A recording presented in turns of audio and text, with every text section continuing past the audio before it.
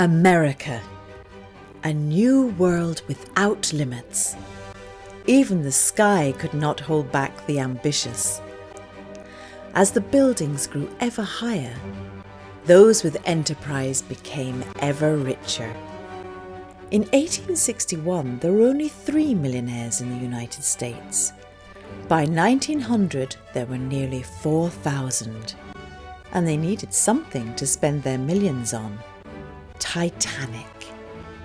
Titanic was the largest man-made object that moved. It wasn't simply enormous, it was magnificent in every way.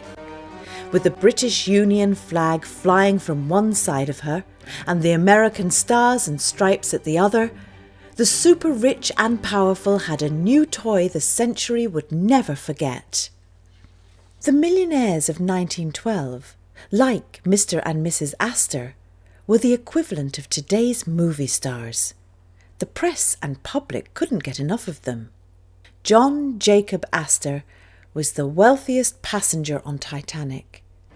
There were several other millionaires on board, and crowds gathered to catch a glimpse of them. Benjamin Guggenheim, George Widener, and Isidor Straus. Together, their fortunes exceeded $100 million. From the splendour of the suites or Parisian cafe, the crossing was so smooth the passengers thought they were in a first-class hotel.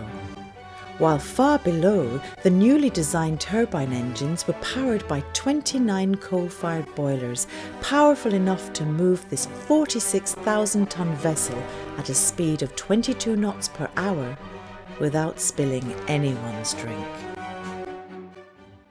Like most of his contemporaries, J.J. Astor knew all about the technological innovations of the age and had even written a novel on the subject. For the ladies on the upper deck, fashion and gossip were the main sport, while the lower decks were enthralled with their own modest luxuries. Titanic left for New York in April 1912. Neither technological innovation nor wealth was to make any difference.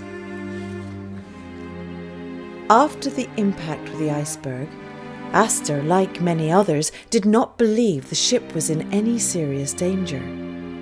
But soon there was no ignoring the fact that the unsinkable ship was sinking.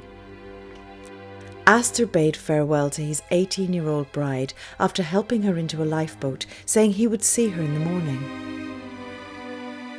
John Jacob Astor, the richest man on board Titanic, died alongside 1,500 others from all classes and all continents, all equal in death. And so the technological triumph of the new century, the epitome of Edwardian engineering, ended in tragedy. As the First World War beckoned, life for the elite and empire would never be the same.